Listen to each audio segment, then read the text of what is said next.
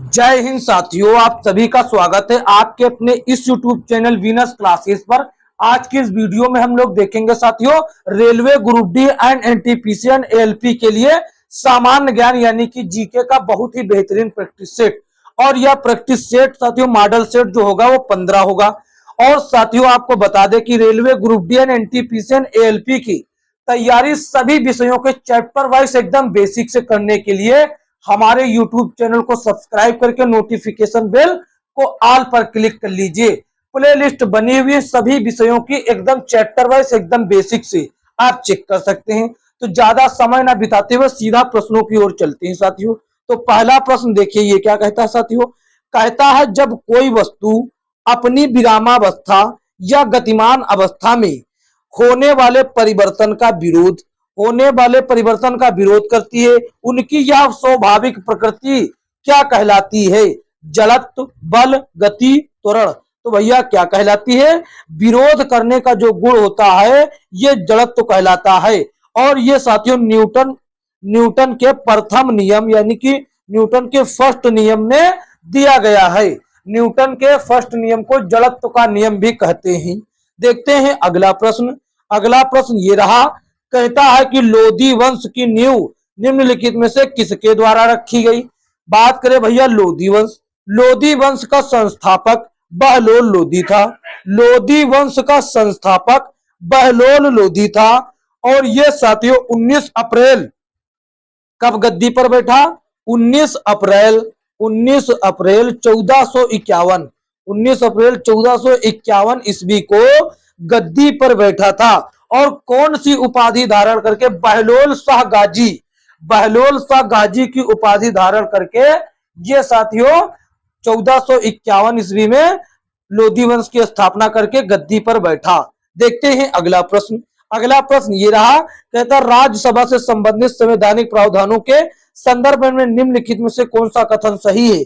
भारत के प्रधानमंत्री राज्यसभा के पदेन अध्यक्ष होंगे? नहीं भैया। भारत के उपराष्ट्रपति राज्यसभा के पदेन अध्यक्ष होते हैं। बिल्कुल सही बात दी गई। बाकी ये दोनों हो जाएंगे गलत। और बात करें ये अनुच्छेद किसके अंतर्गत आता? देखिए अनुच्छेद 80 के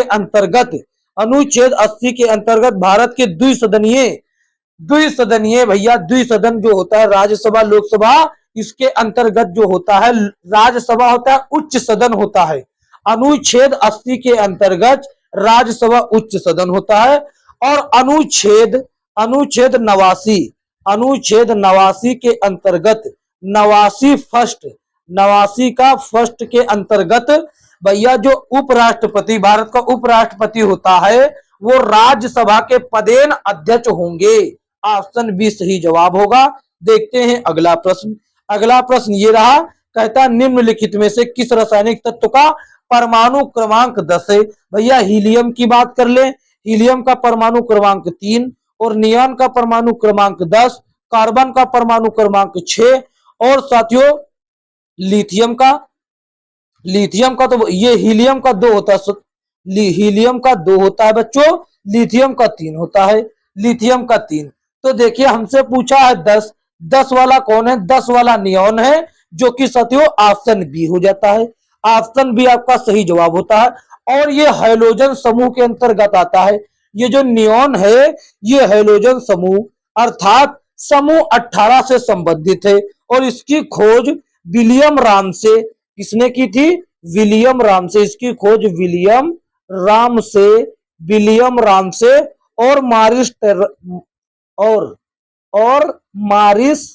और साथियों किसने की थी? और मारिस ट्रेवेस ने की थी।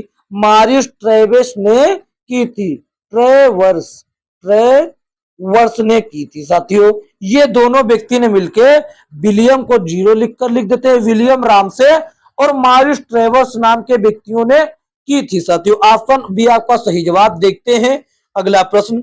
अगला प्रश्न ये देखिए बहुत ही बेहतरीन प्रश्न। क्या कहता है?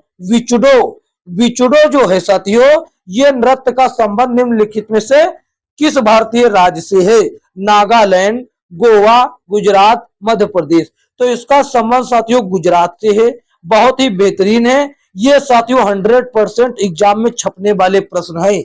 ऑप्शन सी आपका उत्तर। देखते हैं अगला प्रश्न। अगला प्रश्न देखिए साथियों, ये रहा। क्या कहता है? कहता है, ये 6 नंबर प्रश्न हो गए। 7वां नंबर देखिए क्या कहता है कि 1925 में 1925 में भैया 1925 में घटित हुआ निम्नलिखित में से कौन सा? भैया एक को प्रश्न छोड़े तो नहीं है मैंने, ये प्रश्न छोड़ दिया है मैंने। देखिए हमको लग रहा था कि डायरेक्ट एक, हाँ ये देखिए, संविधान संशोधन, सवा संशोधन, संविधान का सवा संशोधन अधिनियम 2015 द्वारा भारत और इसके किस पड़ोसी देश की सीमा के बारे में या सीमा को संशोधित किया गया? तो साथियों ये सीमा को संशोधित किया गया था, वो थी बांग्लादेश की।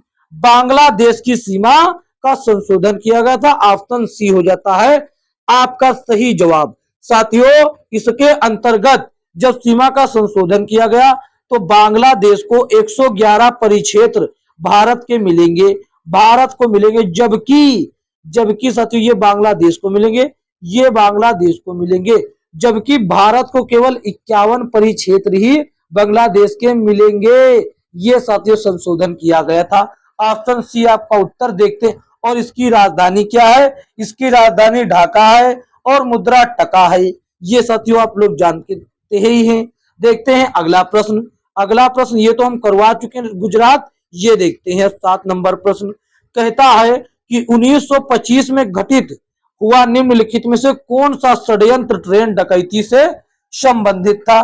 तो सभी लोग जानते हैं काकोरी षड्यंत्र, जिसका नाम अब बदलकर काकोरी ट्रेन एक्शन कर दिया गया है। साथियों बहुत पहले ही कर दिया गया था, इसका नाम बदलकर अब काकोरी ट्रेन एक्शन कर दिया गया था। इसमें काकोरी ट्रेन काकोरी हत्याकांड दिखाई देता। काकोरी ट्रेन हत्याकांड से होता था, जो कि बहुत ही खराब शब्द था और षड्यंत्र भी खराब शब्द है, इसीलिए साथियों इसको काकोरी ट्रेन एक्शन के नाम से बदल दिया गया। ऑप्शन डी सही जवाब।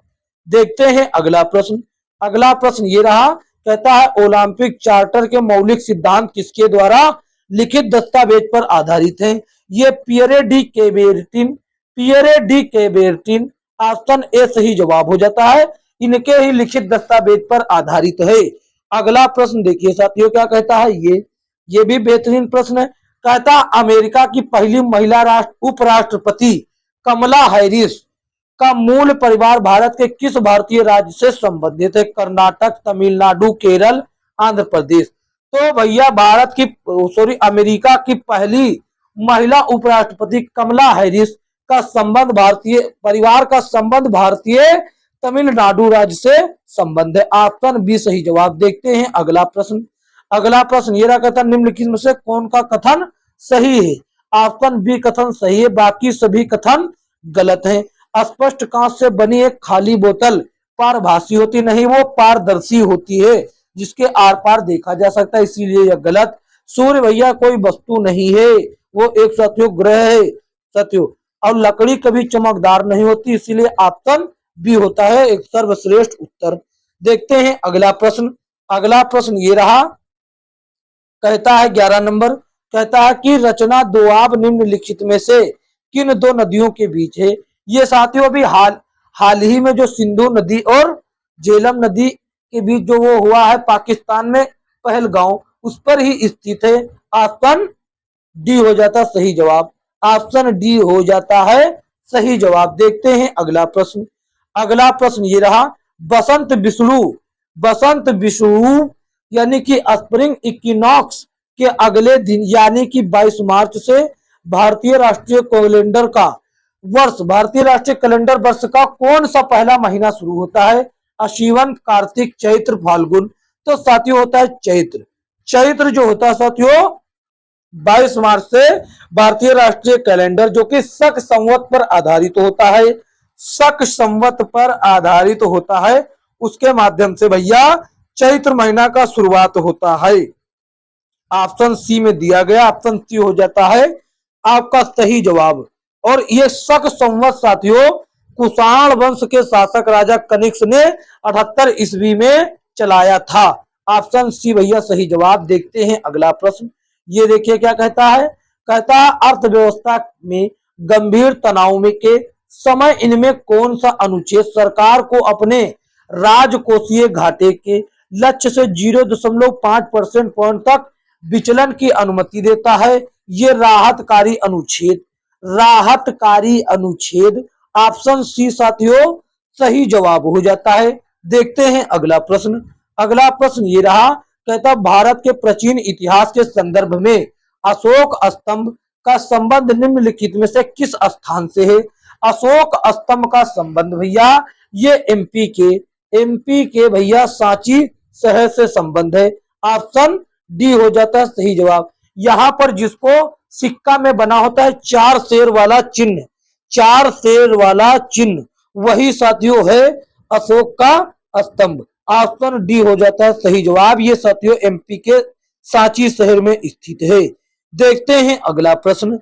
अगला प्रश्न ये रहा, कहता सुभाष चंद्र बोस ब्रिटिश सरकार की नजरबंदी से किस वर्ष भाग निकले। ये साथियों वर्ष 1941 ईस्वी में भैया भाग निकले। ऑप्शन सी सही जवाब हो जाता है। देखिए सुभाष चंद्र बोस ब्रिटिश सरकार द्वारा नजरबंद कर लिए गए थे और ये 1941 में भाग निकले और भागते ही ये कहाँ चले गए, ये चले गए जर्मनी। ये जर्मनी चले गए साथियों और जर्मनी चले गए। जर्मनी में उन्होंने भारत मुक्त केंद्र की स्थापना की और भारतीय सेना का गठन किया। सुभाष चंद्र बोस ने 23 जनवरी 1897 को कटक उड़ीसा में जन्मे थे। ये बात कौन नहीं जानता, यदि नहीं जानता तो जान जाइए। इन्होंने साथियों आजाद हिंद फौज, फॉरवर्ड ब्लॉक नामक जैसी संस्थाओं का गठन किया और इनको नेताजी की उपाधि किसने दी थी, ये आपको कमेंट बॉक्स में उत्तर करना है। इसका कमेंट बॉक्स में इसका उत्तर देना है। देखते हैं अगला प्रश्न। अगला प्रश्न ये रहा, कहता द्वय अधिकार एक प्रकार का अल्प अधिकार है कि जिसमें किसी बाजार पर दो फार्मों का प्रभुत्व अन्य नियंत्रण होता है। भैया द्वय अधिकार 2 ही फार्मों का प्रभुत्व या अन्यकरण नियंत्रण देगा। ऑप्शन ए सही जवाब। देखते हैं अगला प्रश्न। अगला प्रश्न ये रहा, कहता है सरकार करों को कम करती है और सरकारी व्यय को बढ़ाती है तो इस प्रकार की राजकोषीय नीति को क्या कहा जाता है। तो भैया इसको कहा जाता है तटस्थता राजकोषीय नीति, जो कि ऑप्शन सी में है। ऑप्शन सी हो जाता है आपका सही जवाब। देखते हैं अगला प्रश्न। अगला प्रश्न ये रहा, कहता है कि भारतीयों के लिए स्वास्थ्य और फिट जीवन शैली का मार्ग प्रशस्त करने के लिए फिटनेस गतिविधियों और खेलों को अपने दैनिक जीवन में शामिल करने के उद्देश्य से भारतीय को प्रोत्साहित करने के लिए फिट इंडिया अभियान कब शुरू किया गया, ये बताइए भैया। भारतीयों के जीवन स्वास्थ्य के लिए मार्ग प्रशस्त करने के लिए फिटनेस गतिविधियों के लिए खेलों को अपने दैनिक जीवन में शामिल करने के लिए या साथियों प्रोत्साहित करने के लिए फिट इंडिया अभियान अगस्त 2019 में शुरू किया गया। ऑप्शन भैया सी हो जाता है सही जवाब। देखते हैं अगला प्रश्न। अगला प्रश्न ये रहा, देश की प्राचीन झीलों में से एक लेंडिया तालाब किस शहर में या किस भारतीय शहर में स्थित है। चेन्नई, भोपाल, लखनऊ, वाराणसी। ऑप्शन हो जाता है बी। ये साथियों एमपी के भोपाल शहर में स्थित है। एमपी के भोपाल शहर में स्थित है और सबसे बड़ी बात यह है कि इसके दक्षिण किनारे एक वन्य राष्ट्रीय उद्यान भी है, वन्य विहार और राष्ट्रीय उद्यान भी है। समझ गए, राष्ट्रीय उद्यान भी है। ऑप्शन बी सही जवाब। देखते हैं अगला प्रश्न। ये प्रश्न साथियों बहुत ही बेहतरीन है। कहता 2011 की जनगणना के अनुसार भारत का सबसे कम जनसंख्या वाला राज्य कौन। ये सिक्किम था। जबकि अधिक जनसंख्या वाला कौन था। अधिक जनसंख्या वाला राज्य कौन था। अधिक जनसंख्या वाला राज्य भैया उत्तर प्रदेश यानी कि यूपी हो जाता है। और ये जो 2011 की जनगणना है ये साथियों भारत की 15वीं जनगणना थी। भारत की 15वीं जनगणना और स्वतंत्र भारत की, और साथियों स्वतंत्र भारत की कौन सी थी। स्वतंत्र भारत की, ये बच्चों स्वतंत्र भारत की 7वीं जनगणना थी, 7वीं जनगणना थी। और साथियों इसका आदर्श वाक्य था, हमारी जनगणना हमारा भविष्य। ये साथियों था इसका आदर्श वाक्य। साथियों आज की वीडियो में इतना ही। इसका साथियों पीडीएफ आपको मिल जाएगा। यदि यह वीडियो अच्छा लगा तो इसको एक प्यारा सा लाइक कर दीजिए और अपने दोस्तों में इसे शेयर कर दीजिए, ताकि आने वाले वीडियो का नोटिफिकेशन आप तक मिल सके। और चैनल को सब्सक्राइब करेंगे तभी आने वाले वीडियो का नोटिफिकेशन आपको मिलेगा। चैनल पर न हो तो चैनल को सब्सक्राइब अवश्य कीजिए साथियों, और अपने दोस्तों में शेयर करें। आप बात कर लेते हैं इसके पीडीएफ की। इसका पीडीएफ साथियों आपको नीचे डिस्क्रिप्शन में दिए गए टेलीग्राम चैनल के लिंक पर मिल जाएगा। वहां पर डेली क्लासेस का पीडीएफ मिल जाता है, और साथ ही साथियों लेटेस्ट किताबों के पीडीएफ का भैया किताबों का पीडीएफ मिल जाता है एकदम फ्री, एकदम कॉस्ट ऑफ फ्री मिलेगा, और लेटेस्ट किताबों का पीडीएफ। तो साथियों देर किस बात की, जाइए ज्वाइन कीजिए और चैनल को सब्सक्राइब जरूर कर दीजिए, क्योंकि हम साथियों रेलवे ग्रुप डी और एनटीपीसी और एएलपी रेलवे की सभी साथियों भर्तियों के लिए हम साथियों चैप्टर वाइज एकदम बेसिक से तैयारी करवा रहे हैं, और प्लेलिस्ट बनी हुई आप देख सकते हैं। तो मिलेंगे किसी अन्य वीडियो में, तब तक के लिए जय हिंद जय भारत।